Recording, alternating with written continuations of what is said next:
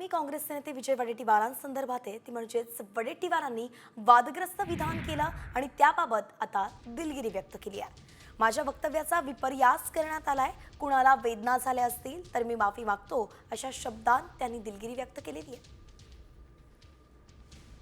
बात क्या करते हैं तो उन्होंने हिंदू का पूछ कर मारा। अरे कोई टेररिस्ट को पूछने तक समय होता है क्या? उनके कान में जाके नजदीक जाके पूछेगा? ये सब जो बातें हैं बहुत सारे इसमें कंट्रोवर्शियल, कोई बोलता है ऐसा हुआ ही नहीं, कोई बोलते ऐसा हुआ है। ये प्लान करके मत करो। टेररिस्ट है, उसको कोई जात धर्म नहीं होता है, उसके साथ में ऐसा मत करो और उसको सीधा से सीधा उनको पकड़ के कार्रवाई करो। काल जे वक्तव्य केलं त्याला तोडून मोडून दाखवलं गेलं, मागचं आणि पुढचं काय दाखवलं गेलं नाही।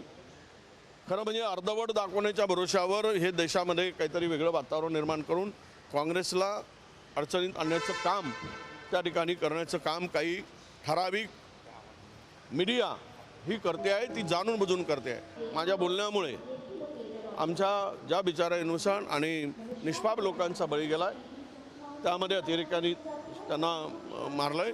त्यांच्या कुटुंबियाला काही वेदना झाल्या असतील तर मी माफी मागेल।